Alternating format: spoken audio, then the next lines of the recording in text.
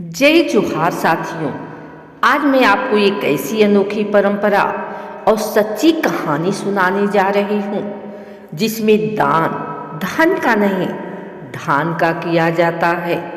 यह कहानी है छेरछेरा पर्व की।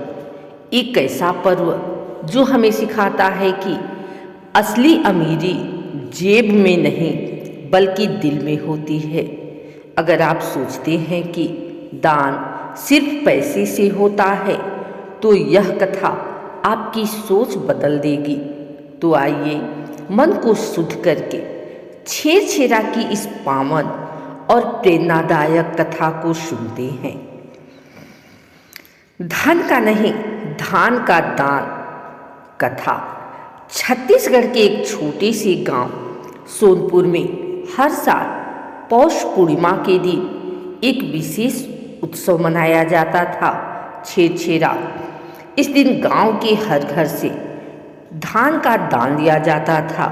न कोई मजबूरी न कोई दिखावा, बस खुशी और सेवा भाव। इसी गांव में रहता था हरिराम, एक मेहनती किसान।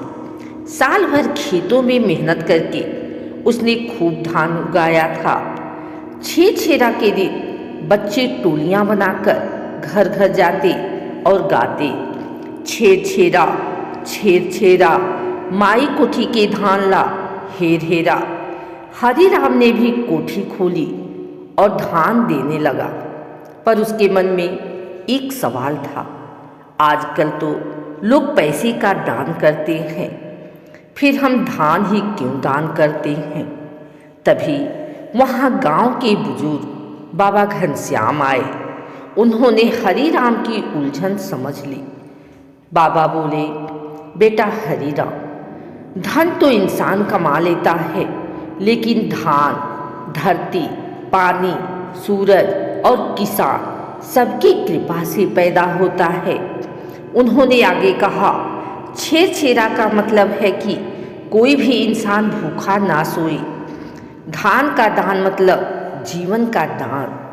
बाबा की बातें सुनकर हरिराम का मन बदल गया। उस दिन उसने मन से धान का दान किया।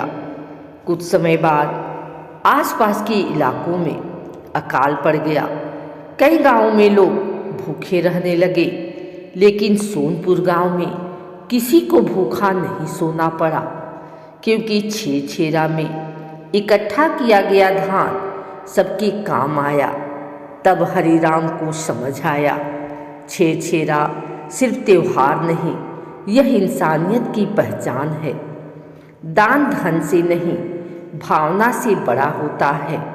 और तभी से गांव में कहा जाने लगा, छेरछेरा में धान दान तो साल भर रहे भगवान। आइए हम सब संकल्प लें कि छेरछेरा की इस पवित्र परंपरा को सिर्फ याद ही नहीं, अपने जीवन में अपनाएं, क्योंकि जो बांटता है वही सबसे अमीर होता है। जय जोहार, जय छेरछेरा।